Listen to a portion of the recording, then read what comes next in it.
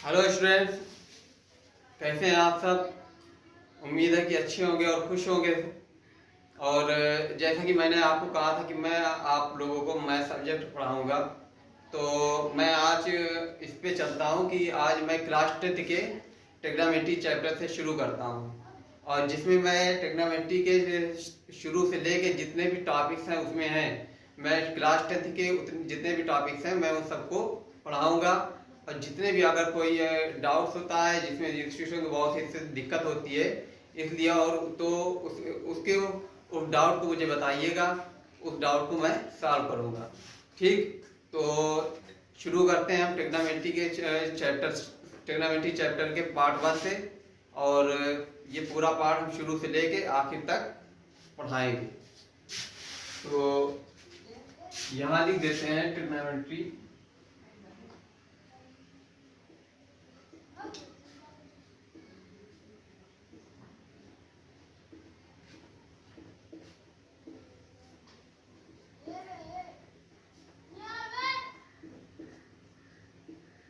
Trigonometry chapter part 1। ये part 1 है और मैं शुरू से लेकर आखिर तक जितने भी टॉपिक्स हैं मैं उन सबको पढ़ाऊंगा। तो ट्रिग्नोमेट्री आप जैसा कि इसमें ये है ट्रिग्नोमेट्री, जिसको हिंदी में कहते हैं त्रिकोणमिति। तो इसमें क्या होता है कि इसमें ट्रिग्नोमेट्री रेशियो 6 होते हैं। 6 रेशियो होते हैं, यानी त्रिकोणमिति फलन जिसको बोलते हैं, तो वो 6 होते हैं। पहला हो गया ये साइन थीटा, और दूसरा हो गया कॉस थीटा, तीसरा हो गया टैन थीटा, चौथा हो गया कॉट थीटा, पांचवा हो गया सेक थीटा, और छठवां हो गया कोसेक थीटा। तो ये 6 रेशियो ट्रिग्नोमेट्री में होते हैं। अब इनमें 6 में ये होता है कि इन दोनों की अलग सीरीज बनती है, इन दोनों की सीरीज तो अलग बनती है, और इन दोनों की सीरीज अलग बनती है, और इन दोनों की सीरीज अलग रहती है इन 6 रेशियो में। और रही बात इसकी, तो ये इसका अपोजिट ये होता है, साइन थीटा का अपोजिट कोसेक थीटा होता है, और कॉस थीटा का अपोजिट सेक थीटा होता है, और टैन थीटा का अपोजिट कॉट थीटा होता है। ये जितने भी हमने बताया है, तो ये एक दूसरे के अपोजिट होते हैं, यानी साइन थीटा कोसेक थीटा का अपोजिट होता है, कॉस सेक का और टैन कॉट का। ठीक, ये हो गया। और इसमें जो होता है, मान लो जैसे हम एक वो बनाए, त्रिभुज ले लेते हैं, समकोण त्रिभुज।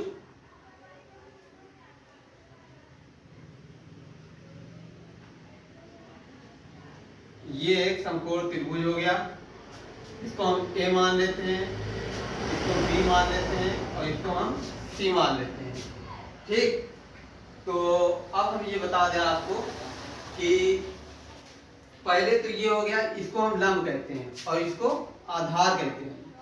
ये इसको हम लंब कहेंगे। ये जो रेखा ऊर्ध्वाधर में खड़ी है, इसको हम लंब कहेंगे, यानी ये 90 अंश का कोण बना रही है। ये लंब, ये रेखा लंब है, और ये जो नीचे वाली रेखा है इसको हम आधार कहेंगे, आधार। और जो ये रेखा है, ये रेखा कहलाती है कर्ण। ठीक, इतना समझ में आ गया होगा आपके। तो अब इसमें क्या होता है कि एक तो पाइथागोरस प्रमेय होती है, थ्योरम। पाइथागोरस थ्योरम में इसका मतलब वो रहती है, पाइथागोरस प्रमेय वो आपकी किताबों में दिया होगा, उसको भी पढ़ लीजिएगा कि पाइथागोरस प्रमेय जो होती है वो होती है कि समकोण त्रिभुज के लिए, वो सिर्फ समकोण त्रिभुज के लिए होती है कि किन्हीं दो भुजाओं का योग, किन्हीं दो भुजाओं के वर्गों का योग तीसरी भुजा के वर्ग के बराबर होता है। यानी ये सबसे बड़ी भुजा के वर्ग के बराबर होता है, यानी ये सबसे बड़ी भुजा ऐसी है, तो ये कर्ण है। तो ये हो जाएगा पाइथागोरस थ्योरम से होता है, पाइथागोरस प्रमेय। ये होता है AC स्क्वायर बराबर होता है ये लंब AB का स्क्वायर और प्लस BC का स्क्वायर, आधार का स्क्वायर। तो ये बहुत ही इंपॉर्टेंट फार्मूला ट्रिग्नोमेट्री का है, जिसको आप एकदम नोट कर लीजिए और दिमाग में अपने बसा लीजिए। ठीक, तो अब ये हो गया है इतना। तो और अब रही बात इसकी, तो इसका क्या काम है, तो इसमें ये रहता है कि अगर हम साइन थीटा लेते हैं, मान लो यहाँ कोई कोण थीटा मान ले, ये कोण थीटा मान ले, तो अगर हम साइन थीटा लेते हैं, नहीं अभी इसमें ये होता है कि जैसे इसके लिए एक फार्मूला होता है LAL बटे KA, यानी L से होता है लंब और K से कर्ण, A से आधार होता है, K से कर्ण, L से लंब आधार। ठीक, ये हो गया। अब जो ये पहला वाला दिया है, ये पहला वाला क्या कहलाता है, पहला होता है साइन थीटा में, साइन थीटा बराबर होता है लंब बटे कर्ण। और ये जो दूसरा वाला दिया है, इसका इस्तेमाल होता है ये कॉस थीटा, ये हो गया कॉस थीटा आधार बटे कर्ण। और तीसरा जो दिया है ये tan थीटा का दिया है, tan थीटा लंब बटे आधार। तो अब जैसे ये दिया हुआ है, तो अब हम इसका अपोजिट, तो हमने बताया था कि साइन थीटा का अपोजिट कोसेक थीटा होता है। तो ये साइन थीटा का अपोजिट जब कोसेक थीटा करेंगे तो हम यानी कर्ण बटे लंब कर देंगे। कोसेक थीटा का मान कर्ण बटे लंब में हो जाएगा, ये हो जाएगा कोसेक थीटा का हो जाएगा, कर्ण पहले लिखेंगे ऊपर लिखेंगे और लंब नीचे लिखेंगे, यहाँ कोसेक, और ये कॉस का उल्टा सेक थीटा और tan का उल्टा कॉट थीटा।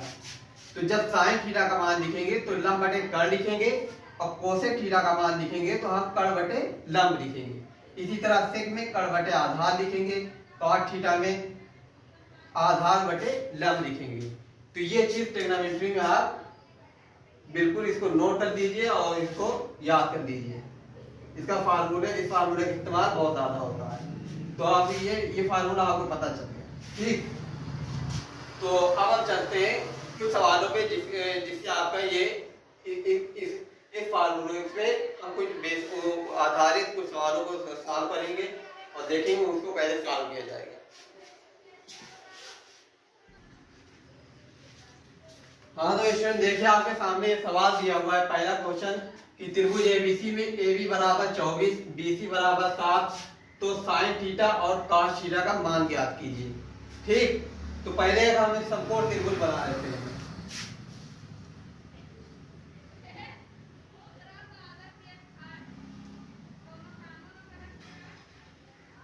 ये एक समकोण त्रिभुज हो गया, इसमें हम A मान लेते हैं, इसको B मान लेते हैं, इसको C मान लेते हैं। तो AB बराबर कह रहा है 24, तो AB बराबर हम 24 लिखेंगे और BC बराबर 7, ये BC बराबर 7 हो गया। हमें AC का मान नहीं दिया है, तो पहले हम इसमें कह रहा है साइन थीटा और कॉस थीटा का मान ज्ञात कीजिए। तो हमें साइन थीटा का मान ज्ञात करने के लिए हमें कर्ण की आवश्यकता पड़ेगी, यानी AC इस भुजा की आवश्यकता पड़ेगी। तो हम क्या करेंगे, हम इसका पहले इसको हम पाइथागोरस प्रमेय से इसका AC का मान निकालेंगे। तो तो पाइथागोरस प्रमेय इसके क्या फार्मूला होता है कि सबसे बड़ी भुजा का वर्ग शेष दो भुजाओं के वर्गों के योगफल के बराबर होता है, यानी AC स्क्वायर बराबर AB square plus BC square. ठीक, ये हो गया। तो AC स्क्वायर बराबर हो जाएगा, अब यहाँ मान रख देंगे, AB का मान 24 का स्क्वायर और BC का 7 का स्क्वायर। ठीक, अब ये हो गया AC स्क्वायर बराबर 24 का हो गया 576 और इसका हो गया 749। ठीक ठीक, तो AC स्क्वायर बराबर हो गया 9 से 15 625। अब ये यहाँ AC स्क्वायर है, यहाँ 625। अब इसको हम इधर AC बराबर रूट में कर देंगे। ये हो गया रूट में, क्योंकि यहाँ वर्ग था, ये घात इधर 1/2 हो गई। तो AC का मान कितना हो जाएगा? AC बराबर हो जाएगा 625। 25 का है, 25 का वर्ग है। 25 का जब हम वर्ग करेंगे तो 625 आएगा। इसका हम वर्गमूल निकाल देंगे तो AC बराबर 25। ठीक, तो अब हमें कह रहा है कि साइन थीटा का कॉस थीटा का मान ज्ञात कीजिए। तो साइन थीटा का मान क्या होता है? साइन थीटा बराबर होता है लंब, साइन थीटा बराबर होता है लंब बटे कर्ण। तो लंब तो हमारा ये 24 दिया है और कर्ण का मान अभी हमने निकाला है यहाँ 25। तो साइन थीटा का मान क्या हो गया?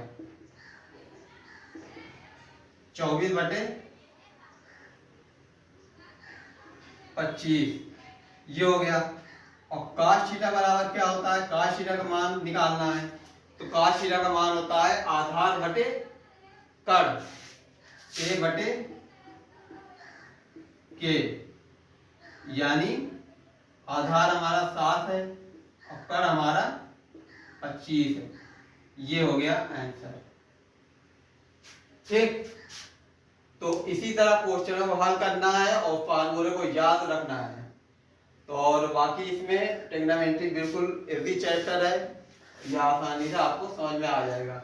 तो अब चलते हैं हम जरा से और एक क्वेश्चन पे, उसके बाद हम कुछ फार्मूलों पे डिस्कस करेंगे। तो अगला क्वेश्चन आप लोग देख लीजिए।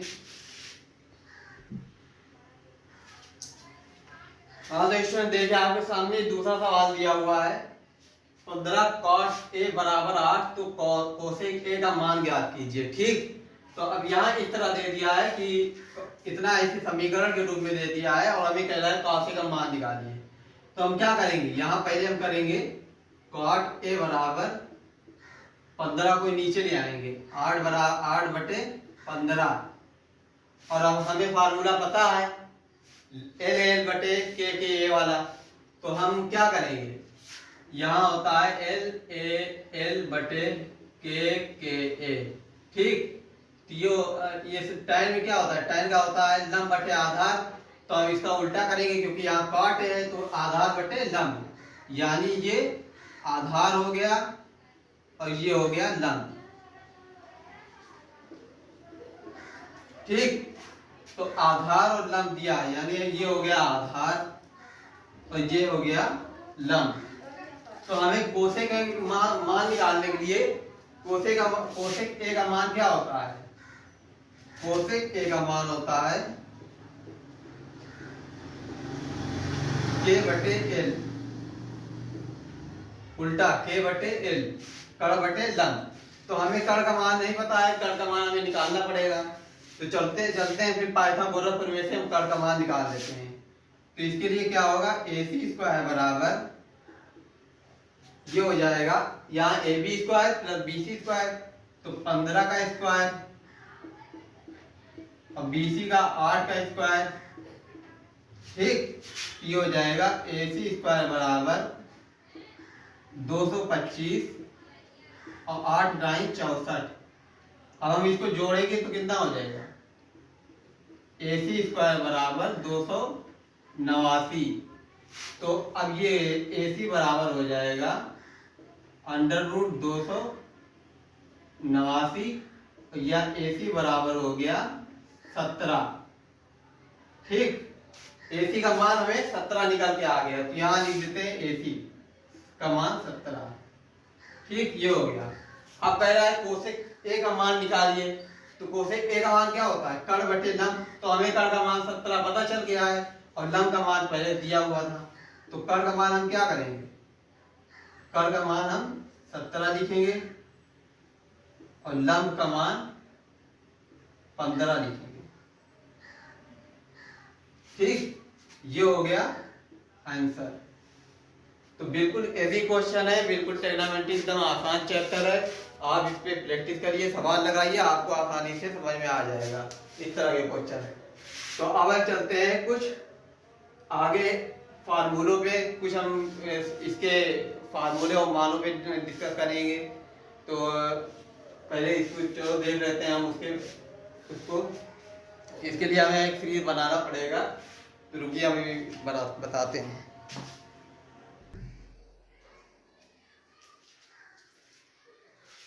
हाँ तो स्टूडेंट देखिए आपके सामने ये दिया हुआ है, हमने सीरीज बना दिया है कि अब हमें इसमें ये होता है कि इसका सबका मान दिया रहता है। ये सब इन रेशियो का मान एक मान होता है जिसका इस्तेमाल हमें सवालों में करना पड़ता है। ठीक, तो ये जैसे हो गया sine theta, cos theta, tan theta, cot theta, sec theta, cosec theta. और इन लोगों के मान किसमें होते हैं? 0 अंश में इसका मान क्या होता है, 30 अंश में इसका मान क्या होता है, 45 अंश में इसका मान क्या होता है, 60 अंश में इसका मान क्या होता है, 90 अंश में इसका मान क्या होता है। तो हमें ये जानना है। तो पहला तो हमें ये देखना है ये साइन डिग्री। साइन थीटा का मान साइन 0 डिग्री में 0 होता है और 30 अंश में 1/2 होता है, 45 अंश में 1/√2 होता है, 60 अंश में √3/2 होता है और साइन 90 का मान 1 होता है। हम इसको इस तरह लिखेंगे, साइन 90 का मान 1 होता है।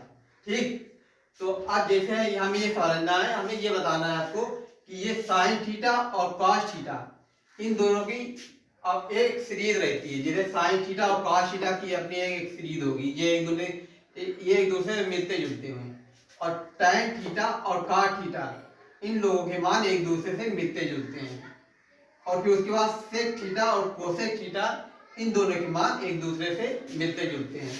अब हम बताएं कैसे, अब ये कि कैसे मिलते हैं। ठीक, तो साइन 0 का मान यहाँ 0 है, तो जो साइन 0 का मान होगा वो cos 90 में आप देखोगे cos 90 का मान, वो cos 90 का मान 0 है। यहाँ साइन 0 का मान 0 है और यहाँ cos 90 का मान 0 है। और देखो यहाँ साइन 90 का मान 1 है तो यहाँ cos 0 डिग्री का मान 1 है। तो इस तरह होता है, यानी जो साइन 30 का मान होगा वो cos 60 का मान होगा और जो साइन 45 का मान होगा वो cos 45 का मान भी होगा। यानी साइन और cos का इस तरह चलता है, साइन थीटा बराबर cos थीटा तब होता है जब दोनों कोणों का योग थीटा प्लस, इसको थीटा 1 इसको थीटा 2 मान लेते हैं, थीटा 1 थीटा 2 बराबर 90 अंश। यानी जोड़ने पर 90 अंश आए और साइन और cos में दिया रहे तो उन दोनों का मान हमेशा समान होता है।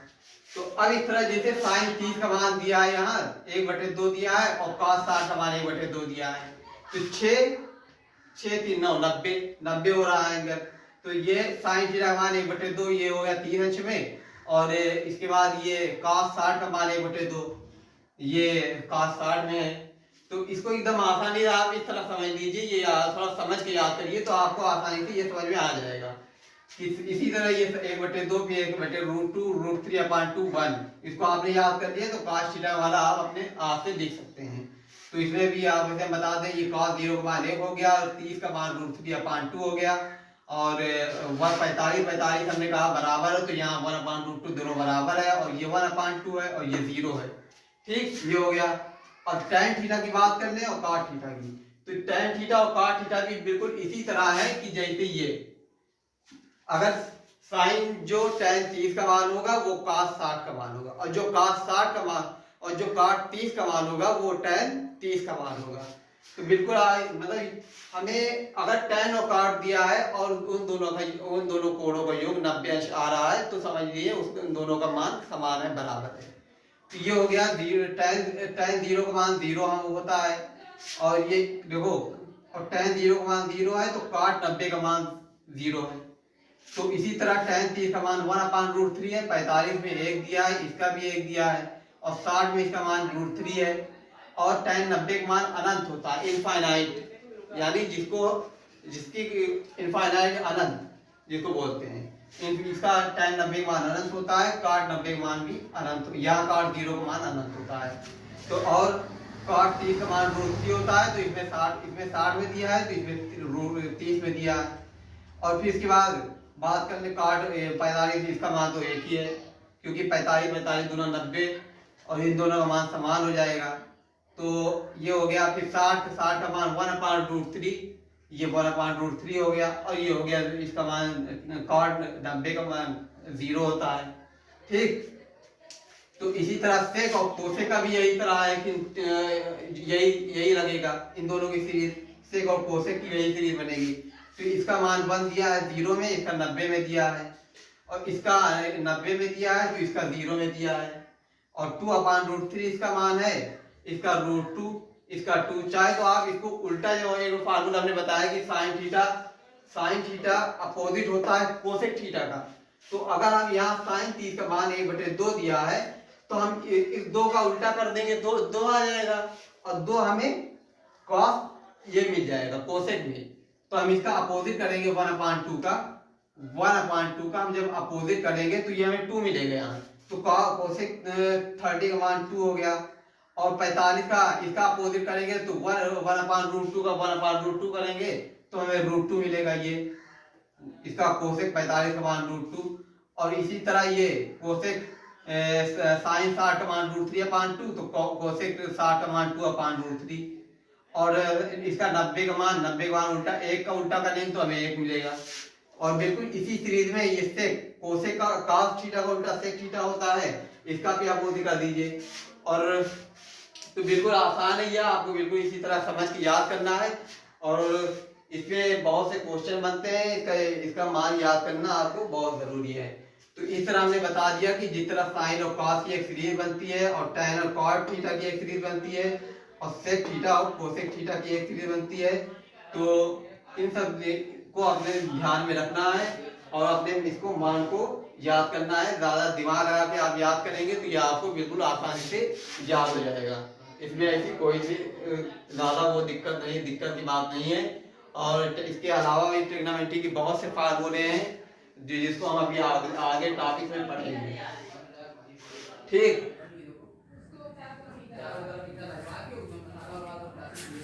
हाँ, तो इसमें जैसा कि हमने अभी आपको उसके रेशियो के मान बताया कि उसकी सीरीज के बारे में कि साइन 30 मान कॉस 30 मान क्या होता है, tan 30 मान क्या होता है, उसको हमने समझाया, आपको समझ में आ गया होगा। इसके अलावा भी इसके कुछ फार्मूले होते हैं जिनको हमें याद करना बहुत जरूरी रहता है। जैसे ये दिया है कि साइन a प्लस बी, ठीक, साइन a प्लस बी बराबर होता है sine a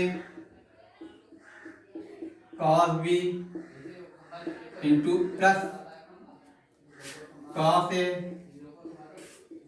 into sine B, ये हो गया। और दूसरा हो गया कॉस का कॉस a प्लस बी, ये हो जाएगा cos a into cos B. और यहाँ कॉस में खाली बदला रहता है कि यहाँ प्लस दिया है तो यहाँ माइनस रहेगा, sine a into sine B. और tan में क्या होता है, tan में होता है tan a प्लस बी बराबर tan a plus tan b बटे 1 minus tan a into tan b। ठीक, ये हो गया।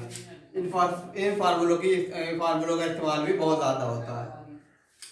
तो अब जैसे यहाँ प्लस है तो हमने बता दिया, अब माइनस में साइन a माइनस बी का होता है, उसी तरह कॉस a माइनस बी होता है, उसी तरह tan a माइनस बी होता है। तो यहाँ अगर हम साइन a माइनस बी का करेंगे तो यहाँ माइनस लगाएंगे तो यहाँ पे सिर्फ माइनस लग जाएगा, बाकी फार्मूला वही रहेगा, sine a cos B minus cos a sine B, अगर साइन a माइनस बी का निकालेंगे। और जैसे कॉस a प्लस बी की बात हो रही है तो यहाँ प्लस दिया है, अगर हम कॉस a माइनस बी की बात करें, कॉस a माइनस बी का फार्मूला तो cos a into cos B, यहाँ माइनस दिया है तो कॉस में प्लस अगर दिया रहता है तो माइनस है, और अगर माइनस दिया है तो प्लस रहेगा। ये हो गया कॉस a कॉस बी और plus sine a into sine B, ये हो गया कॉस का फार्मूला। बस आपको ये ध्यान में रखना है कि अगर प्लस दिया है तो साइन में प्लस ही रहेगा, और माइनस दिया है तो माइनस रहेगा, और कॉस में प्लस दिया है तो माइनस रहेगा बीच में, और कॉस भी आपको ये फार्मूला याद करना पड़ेगा, इसको समझना भी पड़ेगा और याद करना भी पड़ेगा। इसी तरह tan a प्लस बी का फार्मूला है तो tan a प्लस बी का यहाँ tan a प्लस बी और यहाँ माइनस दिया है 1 minus tan into tan b। तो अगर हम इसका यहाँ माइनस कर देंगे, यहाँ tan a माइनस बी का फार्मूला क्या होता है, अगर हम इसको कहें तो यहाँ जो tan a माइनस बी का यहाँ माइनस हो जाएगा और यहाँ हो जाएगा प्लस, यानी कि tan a माइनस बी बराबर tan a minus tan b बटे 1 plus tan a into tan b।